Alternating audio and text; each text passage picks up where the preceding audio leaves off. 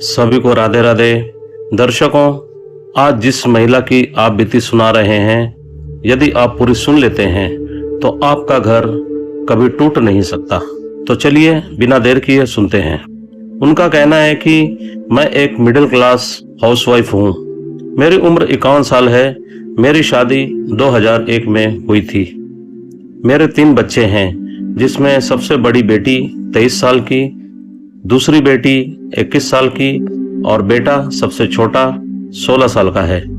मेरे पास सारी सुख सुविधा, अच्छा पढ़ा लिखा परिवार था, लेकिन मैंने अपने घमंड और जिद में सब कुछ बिखेर कर रख दिया। आज भी हम एक ही घर में रहते हैं, लेकिन अजनबी की तरह रहते हैं। बच्चे मेरी और पति की बिल्कुल इज्जत नहीं करते, क्योंकि मैंने हमेशा पति को एक वहशी और खुद को मासूम साबित करने की कोशिश की। पति की छवि जो मैंने बनाई है, इसमें मेरे साथ साथ मेरे मायके वालों का भी हाथ है। कुछ चीजें ऐसी होती है जो लगभग सभी में होती है, लेकिन कुछ लोग नजरअंदाज करते हैं और कुछ लोग उसी को इशू बनाकर अपनी गृहस्थी को तबाह कर लेते हैं। मैं भी उन्हीं में से एक हूं। लेकिन मेरे अंदर यह सब आया कहां से, इसके बारे में चर्चा करना बहुत जरूरी है, क्योंकि मेरी जैसी न जाने कितनी लड़कियां अपनी गृहस्थी तबाह कर चुकी हैं और न जाने कितनी अभी भी कर रही होंगी। इसलिए मैं चाहती हूं कि मेरी जीवन यात्रा ज्यादा से ज्यादा महिलाओं और मायके वालों तक पहुंचे। यह कहानी शुरू होती है जब मैं 10-12 साल की थी। मैंने हमेशा से अपने घर में यही देखा था कि मेरी माँ का ही हुक्म चलता रहा। उन्हें कभी किसी ने नहीं टोका, और कभी मेरे पापा टोकते भी थे तो वह पलटकर उन्हें जवाब दे देती थी। मेरे पापा और उनके परिवार की बुराई घर में रोज होती रहती थी, लेकिन इस बात पर पापा को कभी माँ पर गुस्सा करते नहीं देखा, बल्कि वह माँ की तारीफ करते नहीं थकते। मेरे पापा 5 भाइयों में सबसे बड़े हैं और मेरी माँ उनके परिवार की सबसे ज्यादा पढ़ी लिखी और सुंदर बहू थी। मेरे पापा भी इंजीनियर हैं, लेकिन माँ के लिए वो जाहिल और अनपढ़ ही रहे।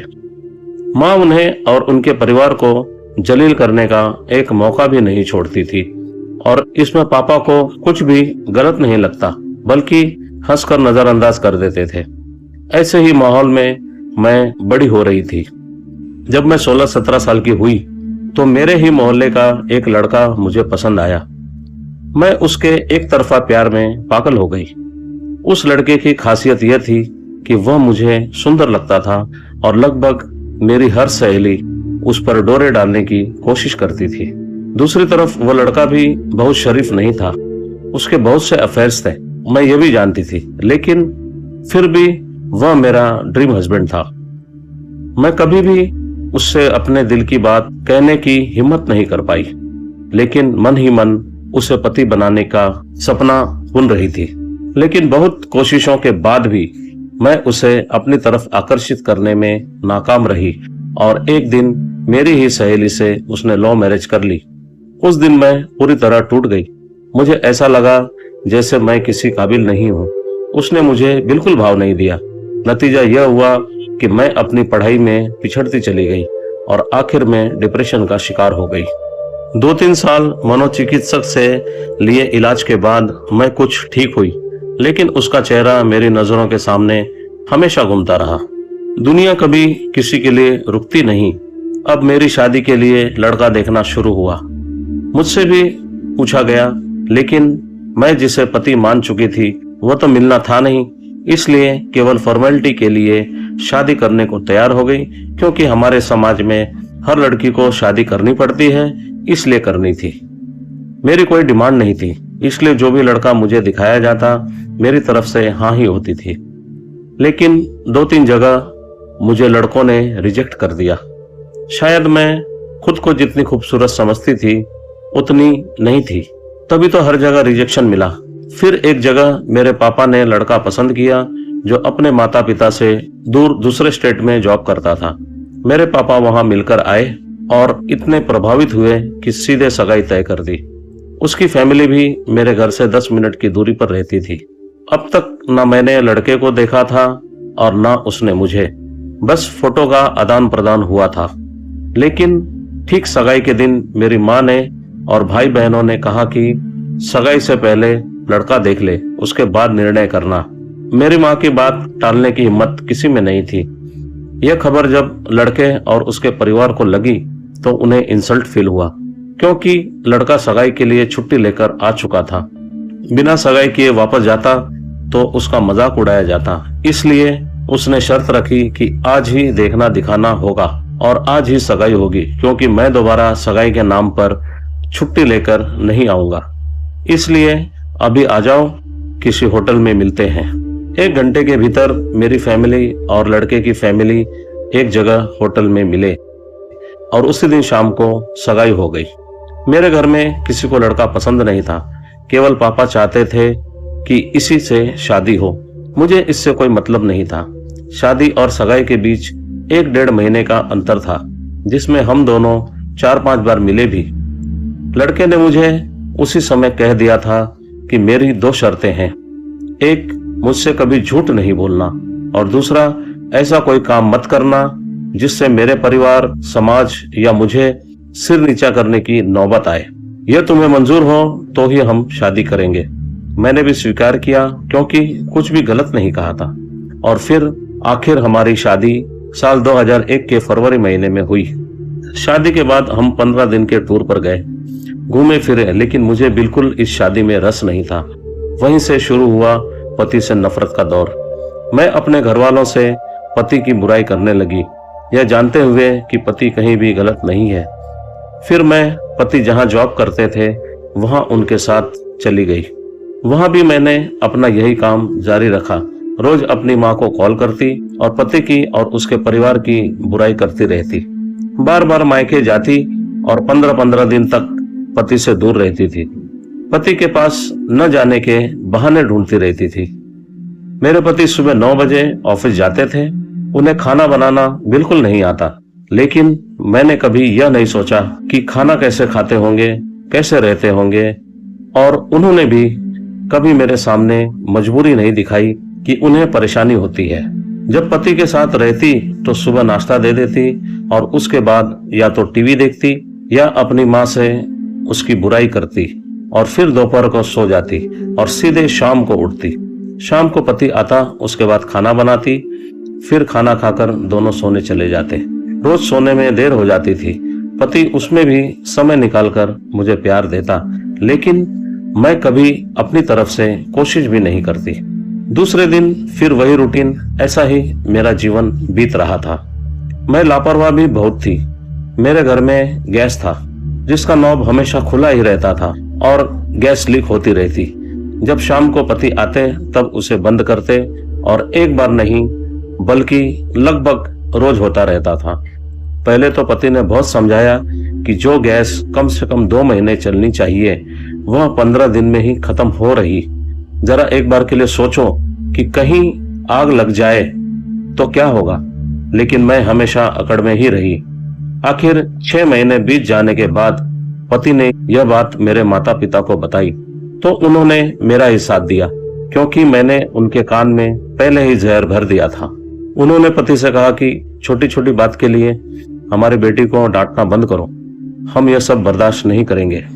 उसके बाद जब वापस अपने घर आए तो पति बोले कि मैंने सब करके देख लिया, सबको बोल भी दिया, अब यदि मुझे गैस खुला दिखा तो मैं किसी से नहीं बोलूंगा और इसका इलाज खुद करूंगा।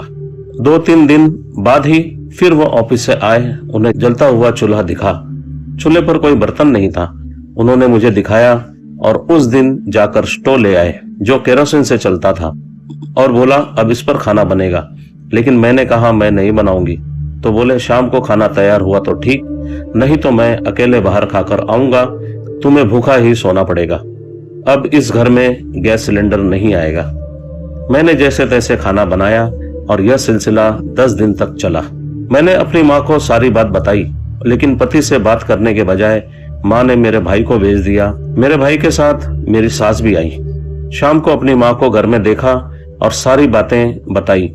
मेरी सास ने उन्हें समझाया, तब जाकर फिर वह गैस सिलेंडर ले आए और मेरी गैस चूल्हा चालू छोड़ देने की आदत में सुधार आया। आज भी कई बार ऐसा हो जाता है, लेकिन मुझे दिखाकर बंद कर देते हैं। दूसरी आदत मेरी थी, हर रूम का फैन और लाइट चालू रहती थी। उनका कहना था कि जहां बैठना नहीं है वहां का फैन तो बंद रखा करो, लेकिन मैं बिल्कुल नहीं सुनती थी। तीसरी आदत थी खाना ज्यादा बनाना और बचा हुआ खाना रोज सुबह फेंक देना। ऐसी बहुत सी आदतें थी जो मैं अपने घर से लाई थी, लेकिन उन्हें सुधारने के बजाय मैं पति को गलत मानती भी रही और दूसरों के सामने बेइज्जती करती रही, क्योंकि मैंने अपने घर में यह देखा था और मुझे लगता था कि इसमें कोई बुराई नहीं है। मेरी माँ भी ऐसी बातें करती है, लेकिन मेरे पापा तो उस पर कभी गुस्सा नहीं करते, बल्कि उसकी तारीफों के पुल बांधते रहते हैं। लेकिन मेरी शादी एक अकड़ू और दरिंदे से हो गई है। धीरे धीरे मुझे इस इंसान से घिन आने लगी। जब भी हम मायके जाते, मेरी माँ, भाई, बहन हर बात में उनके ऊपर तंज कसते रहते थे। वो वहां तो सुन लेते थे, लेकिन बाद में मुझे कहते कि तुम विरोध नहीं करती, इसका मतलब तुम भी उनमें शामिल हो। जैसे कभी किसी रूम का फैन बंद करने को कहती तो कहते रहने दे, तेरा घर नहीं है, यहाँ सब चलता है। या खाना थाली में छोड़ देती तो कहते फेंक दे, कोई बात नहीं, यहाँ सब चलता है, तू यह सब कानून अपने घर पर चला, यहाँ नहीं। कभी कहते कि अब किसी बच्चे की शादी जहाँ एक बेटा या बेटी हो वहीं करेंगे। बड़े परिवार में एक शादी करके देख लिया, जबकि जब से शादी हुई थी मैं अकेले ही पति के साथ रही थी, लेकिन उनकी इंसल्ट से मेरा ईगो और बढ़ जाता था। सोचती अच्छा हुआ। यह सब बातें पति को अंदर तक घाव देती थी, लेकिन उनके सामने कभी रिएक्ट नहीं करते थे। मुझे सुनाते रहते थे और मैं सुन भी लेती, लेकिन मन ही मन पता नहीं क्यों बहुत खुश होती थी। इन्हीं सब बातों को लेकर हम दोनों में केवल शारीरिक संबंध भर बच गया था। मैंने कभी महसूस ही नहीं किया कि वह मेरे पति हैं या मैं उनकी पत्नी हूँ। सिर्फ दिन बीत रहे थे। मेरे अंदर इस रिश्ते को लेकर एक अलग सी बेचैनी होने लगी। तभी एक दिन पड़ोस में रहने वाला एक लड़का मेरे घर की खिड़की से मुझे झांकता हुआ दिखा। मुझे भी उसका देखना अच्छा लगा और मैं भी उससे नजरें भिड़ाती रही। तभी अचानक मेरे पति आ गए और उन्होंने यह सब देख लिया। उन्होंने मुझे या उसे कुछ नहीं कहा और अंदर चले गए। मुझे लगा शायद वह देख नहीं पाए, लेकिन जब मैंने खाने के लिए पूछा तो बोले आज भूख नहीं है।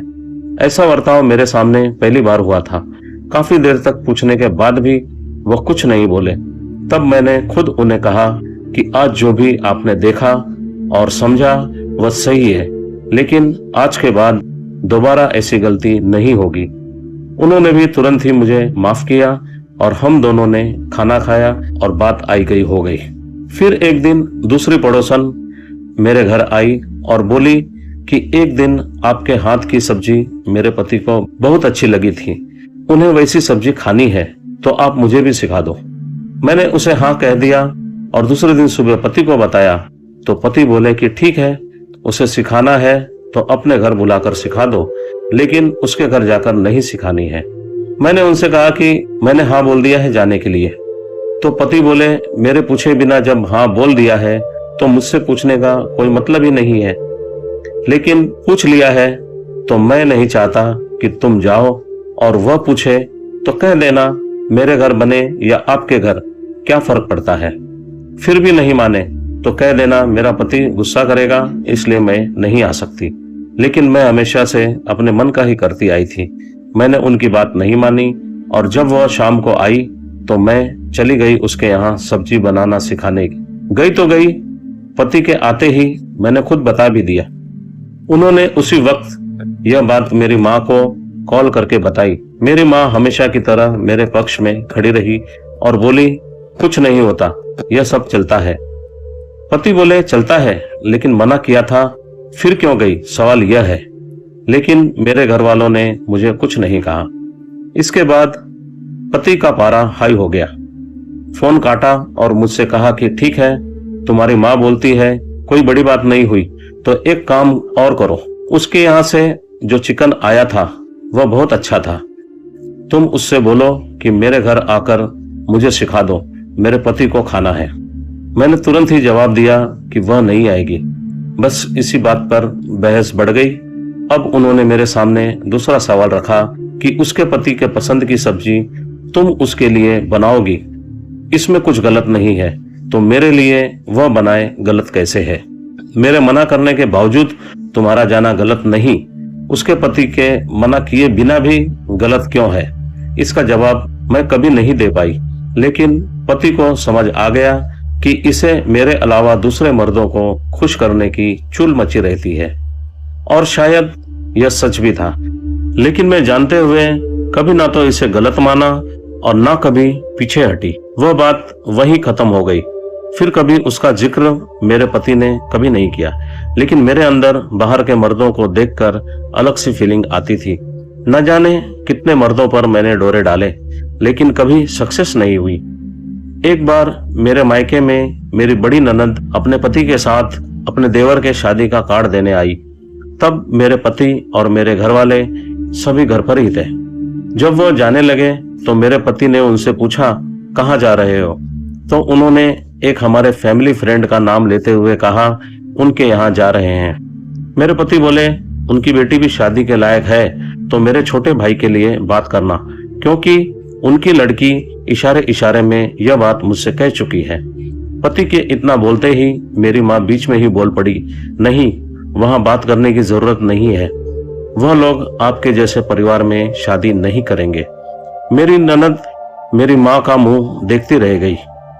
किसी ने उसे ना रोका और ना कुछ कहा। उसके बाद पति जब वहां से निकले तो बोले कि मेरा परिवार सही नहीं है, तो मैं आज के बाद तुम्हारे घर में कभी कदम नहीं रखूंगा और किसी से कुछ नहीं कहूंगा जब तक तुम्हारी माँ मेरी बहन से माफी नहीं मांगती। उसके बाद मेरे पति लगभग 3-4 साल मेरे घर नहीं गए, लेकिन इन 4 सालों में मेरी माँ या मैंने कभी माफी नहीं मांगी, बल्कि नए नए तरीके से मैं अपनी माँ को डिफेंड करती रही। मेरी सास कई बार मेरे पति से कहती, इतनी दूर आकर ससुराल क्यों नहीं जाता? तो वह कहते, अपनी बहू से पूछो क्यों नहीं जाता।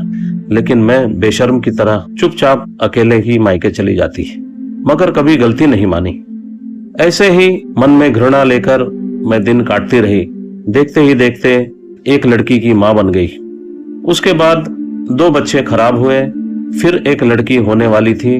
तभी गणपति के त्योहार में मेरे ससुराल में गणेश जी की मूर्ति बैठाते हैं, उसके लिए हम लोग गए।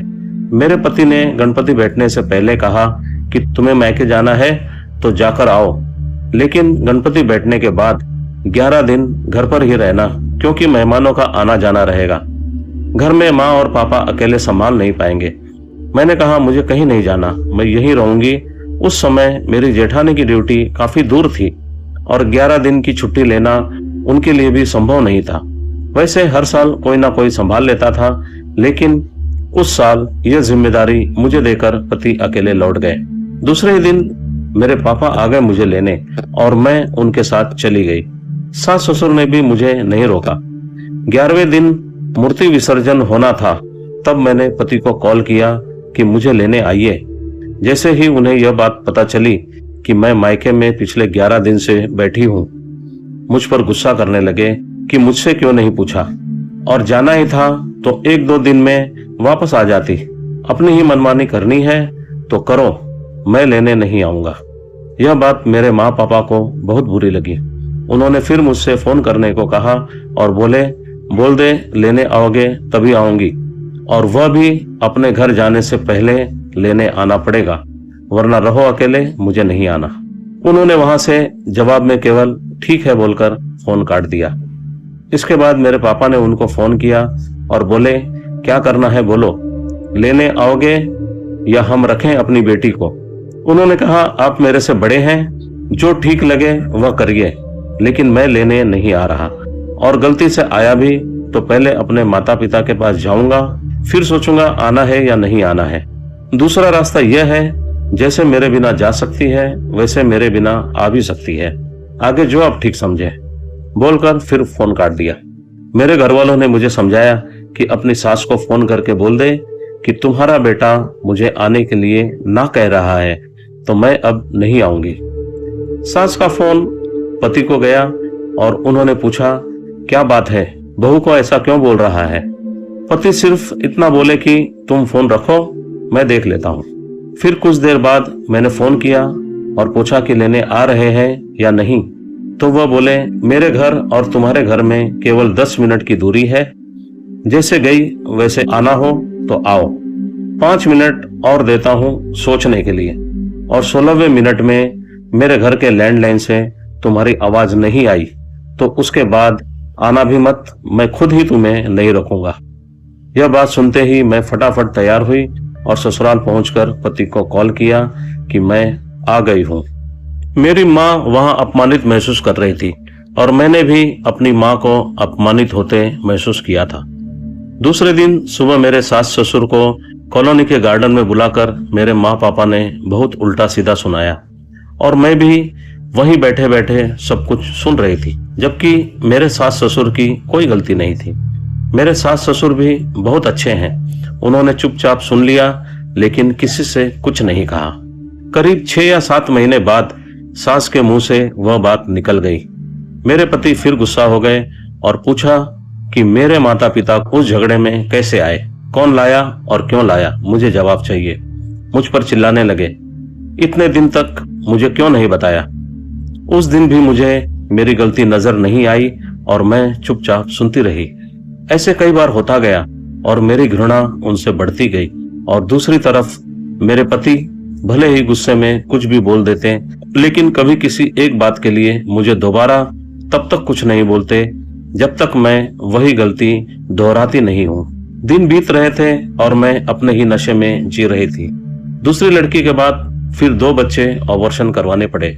लड़के की चाहत थी, हमने काफी इलाज कराया, तीर्थ किए। फिर एक दिन मेरे घर खुशियों ने दस्तक दी। शादी के 8 साल बाद लड़का हुआ जो अभी 16 साल का है। बच्चे भी बड़े हो रहे थे, इसलिए पति ने मुझे बिल्कुल डांटना या टोकना छोड़ दिया था। एक तरह से उन्होंने हथियार डाल दिए और मैं अपने नशे में चूर उनकी बदनामी बेइज्जती करती रही। इसी बीच हमने एक अपना प्राइमरी स्कूल खोला। उसमें जो प्रिंसिपल था वह कुंवारा था। मैंने कभी उसे बुरी नजर से तो नहीं देखा, लेकिन मेरे अंदर सेक्स की भूख इतनी है कि मुझे बड़े छोटे, गोरे काले या समाज कुछ नहीं दिखता। भूख बढ़ती जा रही थी और हर जगह से रिजेक्शन मुझे और बेचैन कर रही थी। जबकि पति घर में था, लेकिन मुझे कुछ नया ट्राई करने का भूत सवार था। मैं घर में दोपहर में जब नींद नहीं आती तो पोर्न देखने लगी। उसने मेरा दिमाग और खराब कर दिया। एक दिन जब मेरा बर्थडे था, मैंने अपने स्कूल के प्रिंसिपल को घर आकर ईमेल आईडी बनाना सिखाने को कहा। पता नहीं उसके मन में क्या था, लेकिन जैसे ही वह आया मेरी ही नीयत घूम गई। मैंने बाहर का दरवाजा बंद किया और उसे कंप्यूटर के पास ले गई। ईमेल आईडी बनाना मैं पति से या बच्चों से सीख सकती थी या स्कूल में भी सीख सकती थी, लेकिन मैंने घर पर उसे बुलाकर सिखाने को कहा। पति और बच्चों से ना सीखने का कारण यह था कि कहीं हिस्ट्री में पॉर्न साइट खुल गई तो मेरी बेइज्जती होगी, और प्रिंसिपल को शाम को बुलाती और पॉर्न साइट खुल जाती तो बदनाम भी हो जाती और फायदा भी नहीं होता। इसलिए मैंने उसे अकेले में बुलाया था कि यदि ऐसी वैसी साइट खुल भी गई तो क्या होगा, और जो होगा मुझे भी तो वही चाहिए था। कंप्यूटर बेडरूम में था। सारे दरवाजे बंद करके मैं उसे बेडरूम में ले गई। वह मुझे सिखा ही रहा था कि उस दिन अचानक मेरे पति अपनी चाबी से गेट खोलकर सीधे अंदर आए और हम दोनों को करीब बैठे हुए देखा। मैं और प्रिंसिपल तुरंत ही उठ खड़े हुए और प्रिंसिपल बिना कुछ बोले चला गया। पति ने मुझसे पूछा तो मैंने बताया कि ईमेल आईडी बनाना सीख रही थी। अब पति ने सवाल किया कि स्कूल में क्यों नहीं सीखा, या उसको शाम को क्यों नहीं बुलाया, या मुझसे क्यों नहीं बोला सिखाने को। मेरे पास इन सवालों के कोई जवाब नहीं थे और ना मैं अपनी गलती मानने को तैयार थी। पति ने उसी वक्त स्पीकर ऑन करके मेरी माँ को फोन लगाया और मुझे दे दिया और बोला, बताओ सब बात, तुम्हारी माँ क्या कहती है मुझे जानना है। मेरी माँ को जब बताया तो वहां से माँ ने मेरा ही पक्ष लिया और पति के बारे में उल्टा सीधा बोलने लगी। वह सब सुन रहे थे। उस दिन भी मुझे मेरे माँ पापा को बहुत उल्टा सीधा कहा, लेकिन मैंने या मेरे परिवार ने आज तक नहीं माना कि किसी पराये मर्द के साथ दरवाजा बंद करके बेडरूम में बैठना गलत है। उसके 2-4 साल बाद मेरी माँ को लकवा मार दिया और 1 साल के अंदर उनकी मृत्यु हो गई। मैं बिल्कुल अकेली पड़ गई क्योंकि अब मेरी बकवास सुनने वाला कोई नहीं था। बताने को बहुत कुछ है लेकिन सारी बातें बताना संभव नहीं है। फिर आया कोरोना काल। जब लॉकडाउन लगा तो सभी घर पर ही थे। तभी टाइम पास के लिए मेरे पति ने एक सिंगिंग ऐप पर अपनी आईडी बनाई और गाने लगे। वहां उनकी कुछ लोगों से दोस्ती हो गई। दूसरी तरफ मुझे पता नहीं क्यों बेचैनी हो रही थी। एक दिन मैं पति से बोली कि मुझे आपका समय चाहिए। अब मुझे बहुत बेचैनी होती है कि आप मेरी तरफ ध्यान नहीं देते। उन्होंने कहा, जीवन में पहली बार मुझसे कुछ मांगा है तो मेरा भी फर्ज है कि जितना हो सके तुम्हें समय दूं। और दूसरे ही दिन से वह मुझ पर पूरा ध्यान देने लगे और कहा कि देखो, आज तक जो भी हुआ, गलती किसी की भी हो, सब बात भूल जाओ, लेकिन आगे यह ध्यान रहे कि हम दोनों के बीच अब कोई नहीं होना चाहिए, ना बच्चे ना परिवार। मैंने भी हामी भरी और मैंने पति को इतना रोमांटिक पहली बार पाया। लेकिन किस्मत को कुछ और ही मंजूर था। मैंने पति से कहा कि मुझे भी सिंगिंग ऐप पर गाने का मन है। उन्होंने मेरी भी आईडी बनाई। अब हम दोनों गाने लगे। बहुत ही खूबसूरत जिंदगी लगने लगी थी। तभी मेरी नजर वहीं अपने पति के मित्रों में से एक लड़के पर पड़ी जो गाने दिखने में अच्छा था, जवान भी था। उसकी उम्र मुझसे काफी कम थी, लेकिन उसको देखकर शादी के पहले वाले एहसास जाग गए और मन ही मन मैं उसे चाहने लगी। उसे देखकर उल्टे सीधे कमेंट करने लगी। मेरे पति को यह सब अच्छा नहीं लगा। उन्होंने मुझे पहले समझाया कि सोशल साइट्स पर ऐसा करना अपने कैरेक्टर को नीचा दिखाने जैसा है और तुम्हें अपनी इज्जत की फिक्र भले ना हो, लेकिन मैं इसे मेरी मर्दानगी को चैलेंज करना समझता हूँ। बच्चे बड़े हो गए हैं, इसलिए अपनी और मेरी इज्जत के साथ खिलवाड़ नहीं करने दूंगा। लेकिन मेरे अंदर हवस की ज्वाला जाग चुकी थी। मैं बिना किसी की परवाह किए उस लड़के के पीछे पड़ गई। दिन दिन भर उसी को देखती, उसी को सुनती और दूसरी तरफ मेरा पति रात रात भर सोता नहीं था। मुझे समझाता रहा, लेकिन मैं रुकने को तैयार नहीं थी। आखिर वह दिन आया जब मेरे पति ने मुझे ऐसा करने के लिए बेल्ट से बहुत मारा। मुझे पता था कि पति को बहुत बुरा लगा और वह मुझे खुश रखने की पूरी कोशिश कर रहा है, लेकिन मेरा अब एक ही मिशन बन गया कि हर हाल में उस लड़के को पाना है, चाहे मुझे कोई वेश्या समझे। पति जिए या मरे, चाहे तलाक ही क्यों ना हो जाए, मैं उसके बिना नहीं जीना चाहती। वह लड़का मुझे भाव भी नहीं दे रहा था। शायद एक तो मेरे पति को जानता था, दूसरा मुझसे उम्र में बहुत छोटा था, लेकिन मैं उसे पाने के लिए मरने मारने को भी तैयार थी। मैं उसकी प्रोफाइल पर रोज जाती और पति से रोज मार खाती। पहले तो बहाने बनाती कि नहीं गई थी या गलती से चली गई, लेकिन पति साबित कर देता तब मैं मानती। लेकिन ऐसा क्यों कर रही हूँ इसका जवाब नहीं देती और मार खा लेती, रो लेती, माफी भी मांग लेती कि अब नहीं होगा। और जैसे ही मारना बंद होता, प्लानिंग में लग जाती कि कौन सा तरीका अपनाऊं कि पकड़ी ना जाऊं। लेकिन हर दूसरे या तीसरे दिन पकड़ी जाती और मार खाती। आखिर में पति ने यह बात पहले बच्चों के सामने रखी कि शायद बच्चों को पता चलने के डर से मैं रुक जाऊं, लेकिन मैं नहीं मानी। फिर मेरे पिता के सामने रखी। उन्होंने पति को नीच जाति का बता दिया और उस दिन जो मेरे पिता के लिए पति के मन में इज्जत थी वह भी खत्म हो गई। मेरे पिताजी मुझसे बोले, तुझे जो करना है कर, कौन रोकता है मैं देखता हूँ। लोग तो 3-3 महीने पति को छोड़कर भाग जाते हैं और फिर आकर सीना चौड़ा करके उसी घर में रहते हैं। तू गिल्ट फील मत कर। उसके बाद तो जैसे ही मेरी गलती मिलती सीधा मारना शुरू कर देते। मैंने फिर अपनी छोटी बहन को भी अपने प्लान में शामिल किया, जिसकी भनक ना तो पति को लगी और ना ही मेरी बहन को। मेरी बहन ने ही मेरे घर के माहौल के बारे में उस लड़के को बताया, क्योंकि मुझे लगा कि वह लड़का हर लड़की को लाइन मारता है तो मुझे भी एक्सेप्ट कर ही लेगा। उसके बाद मैं उसके पास चली जाऊंगी या उससे मुझे जो काम करवाना है वह करवा लूंगी। लेकिन उस लड़के को शायद यह अच्छा नहीं लगा या मुझ में कुछ अच्छा नहीं लगा। उसने मुझे लिखा कि मैं आपकी रेस्पेक्ट करता हूँ, आपके लिए मेरे मन में ऐसी वैसी बात नहीं है, लेकिन फिर भी मेरी कोशिश जारी रही। आखिर में मुझसे तंग आकर उस लड़के ने ऐप डिलीट कर दी और चला गया। दूसरी तरफ मेरे पति मेरे फोन और ऐप को पता नहीं कैसे हैंडल करते थे कि उन्हें मेरी सारी गतिविधियां दिख जाती थी। एक दो बार उन्होंने मुझे मेरी गतिविधियों की रिकॉर्डिंग भी दिखाई, लेकिन उन्हें खोने या परिवार के बर्बाद होने की मुझे कोई परवाह नहीं थी। कुछ महीनों के लॉकडाउन के बाद कोरोना खत्म हो गया।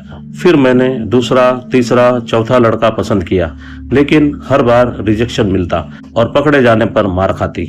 मेरा पति मेरे सामने रोया, मेरे पैरों पर गिरा और बोला, मेरे बच्चों का जीवन बर्बाद मत करो।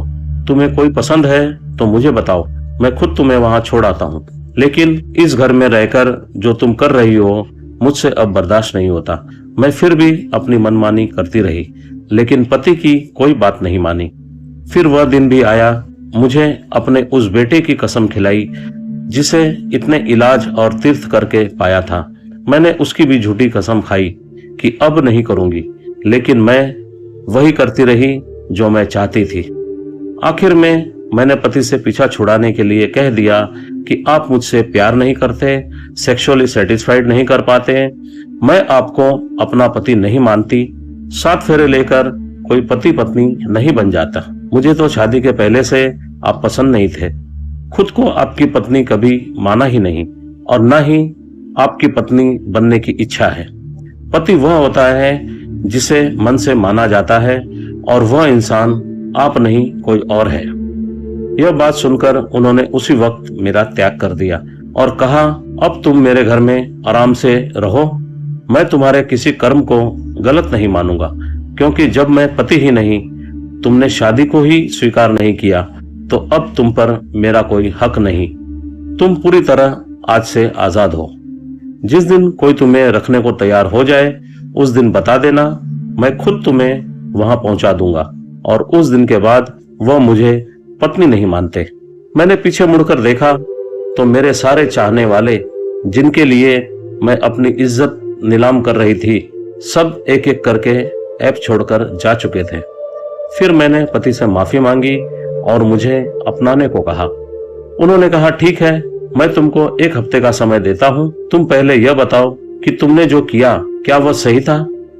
1 हफ्ते बाद मैंने उसके जवाब में कहा कि मैंने सोच लिया है, जो भी हुआ आपके साथ बिल्कुल ठीक किया है मैंने, मुझे उसका कोई पछतावा नहीं है, क्योंकि मुझे नहीं लगता कि मैंने कुछ भी गलत किया है।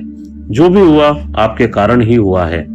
आपकी जगह कोई और मेरा पति होता तो मैं ऐसा बिल्कुल नहीं करती। यह बात सुनकर वो बोले, मिल गया मुझे जवाब। अब मेरी तरफ आने का एक ही रास्ता है और वह यह है कि जैसे तुमने और तुम्हारे परिवार ने पूरा जीवन मेरी बेइज्जती की है, तुम वैसी ही सबकी बेइज्जती करो, तब मैं तुम्हें रखूंगा। क्योंकि एक पराये मर्द को पाने के लिए तुम सब कुछ कर सकती हो, तो उतना पागलपन मेरे लिए भी दिखाना होगा। और जितने लोगों के सामने मेरे परिवार का मेरा अपमान किया है, उतना ही अपमान अपने परिवार का करो, तब आना।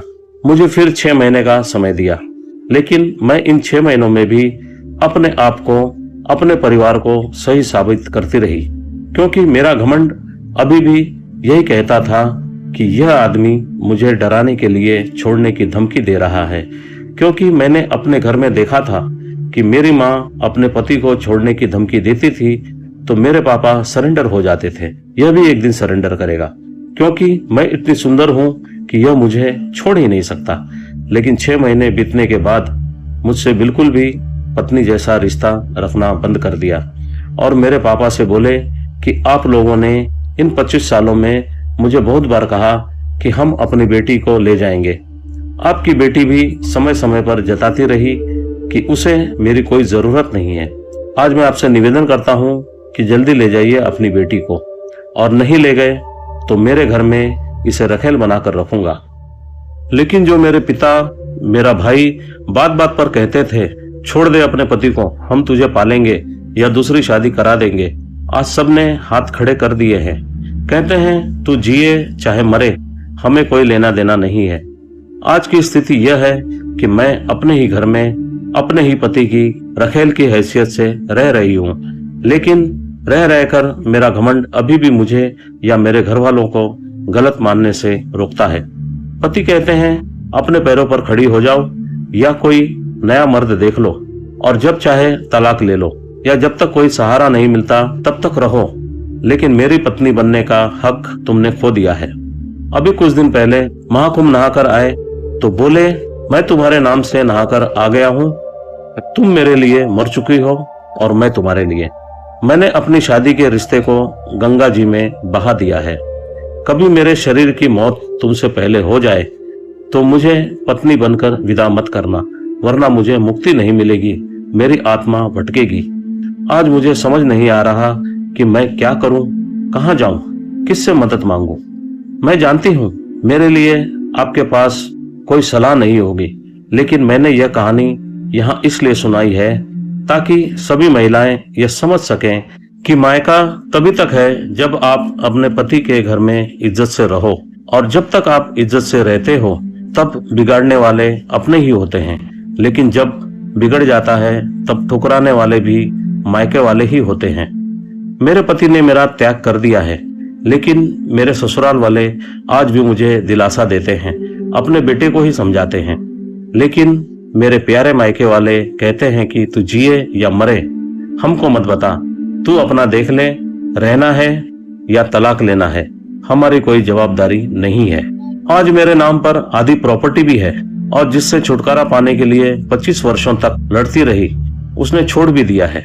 लेकिन मैं खुश होने के बजाय दुखी क्यों हूँ, मुझे खुद कुछ समझ नहीं आ रहा है। एक पत्नी या बहू को जो चाहिए मुझे कई लोगों से बेहतर मिला था, फिर भी मैं क्या पाने के लिए परेशान थी।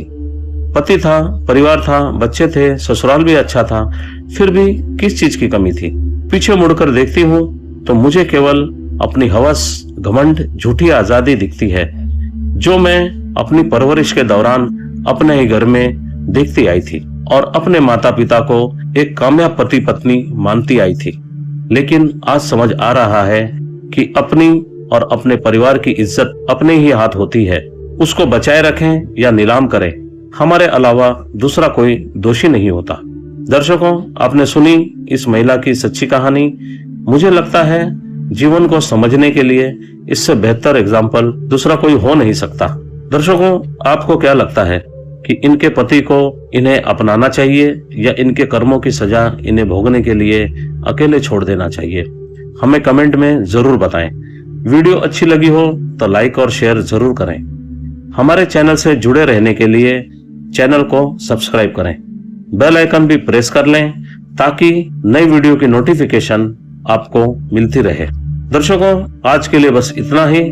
मिलते हैं फिर एक नई वीडियो में, नई कहानी और नए मुद्दे के साथ। तब तक आप खुश रहें, स्वस्थ रहें और सुरक्षित रहें। अभी तक हमसे जुड़े रहने के लिए आप सभी का बहुत बहुत धन्यवाद। आपका दिन शुभ रहे। सभी को हमारी राधे राधे।